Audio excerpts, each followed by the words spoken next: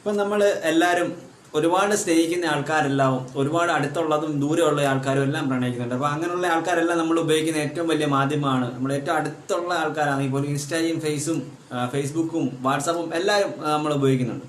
അപ്പം അവിടെയൊക്കെ നമ്മൾ മാക്സിമം ഷെയർ ചെയ്യുന്ന എല്ലാ സ്നേഹത്തിൻ്റെ വേർഡ്സും സ്നേഹത്തിൻ്റെ വാക്കുകളും എല്ലാം വരുന്നതെല്ലാം നമ്മൾ തുടങ്ങുന്ന സമയത്തൊക്കെ അപ് ടു ഡേറ്റ് ആയിട്ട് അന്നേരം നമ്മൾ നോക്കിയിരിക്കുമായിരുന്നു അയാളുടെ ഒരു വാചകം അല്ലെങ്കിൽ ഒരു മെസ്സേജ് ഇങ്ങോട്ട് കിട്ടുമ്പോൾ നമുക്ക് റിപ്ലൈ കൊടുക്കാൻ വേണ്ടി അയാളെ കാത്തിരിപ്പിക്കുന്ന ഒരു സന്ദർഭം ഉണ്ടാവുന്നില്ല.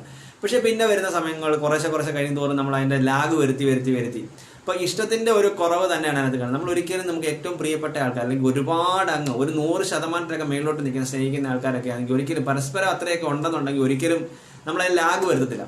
അതുപോലെ തന്നെ നമ്മൾ മെസ്സേജ് ചെയ്യുന്നതിന് ഫുൾ ഓപ്ഷൻ, ഇപ്പോൾ ഗുഡ് മോർണിംഗ് GM അങ്ങനെയുള്ള ഒരു പരിപാടിയില്ല. ഫുൾ ഗുഡ് മോർണിംഗും ഓക്കേയും കെ ഇടുന്ന പരിപാടിയൊന്നും കാണത്തില്ല. അപ്പോൾ ഫുള്ളായിട്ട് തന്നെ നിങ്ങളെ സ്നേഹിക്കുന്ന ആൾക്കാർക്ക് എപ്പോഴും സമയം കാണും നിങ്ങൾ